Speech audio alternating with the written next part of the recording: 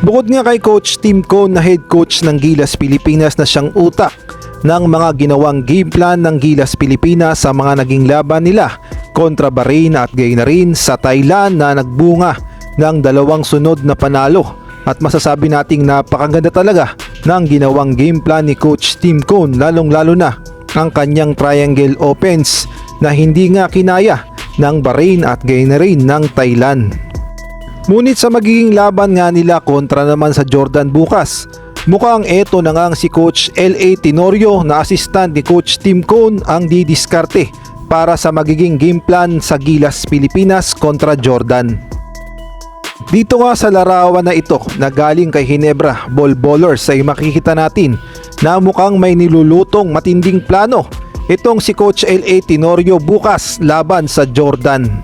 Samantalang tahimik naman si Coach Tim Cone na nagmamasid at nakikinig sa pinapaliwanag na plano ni Coach L.A. Tenorio sa magiging laban ng Gilas kontra sa Jordan. Samantalang ang mga Gilas players naman ay focus lang sa panunood at talaga namang pinag-aaralang mabuti ang mga sinasabi ni Coach L.A. Tenorio. Bukas na nga mangyayari ang laban ng Gilas Pilipinas kontra Jordan. Ito na nga ang pangatlong laban ng Gilas Pilipinas sa Asian Games.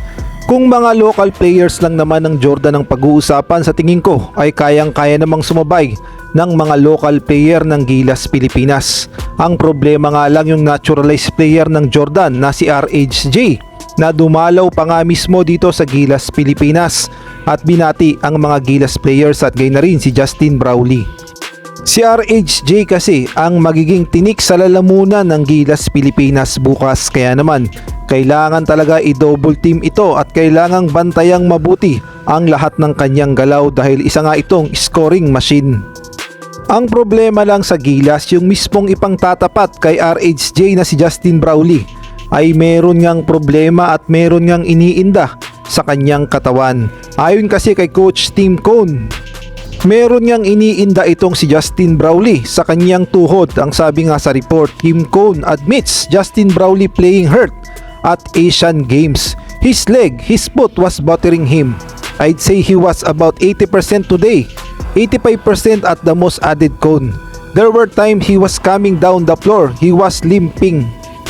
So expected na natin bukas na hindi talaga 100% itong si Justin Brownlee dahil nakakaramdam nga siya ng pananakit sa kanyang opera, sa kanyang tuhod. Kaya naman kailangan talaga bukas ng tulong ni Justin Brownlee sa mga local players ng Gilas Pilipinas. Kailangan talaga mag-step up ng mga key players ng Gilas Pilipinas na kagaya na lamang ni Scotty Thompson, Junmar Fajardo, CJ Perez at gayon na rin ang mga shooters na sila Marcio Lassiters, Arvin Tolentino at gayon na rin si Calvin Optana dahil kailangan nga ng tulong ni Justin Brownlee upang matalo ang Jordan bukas.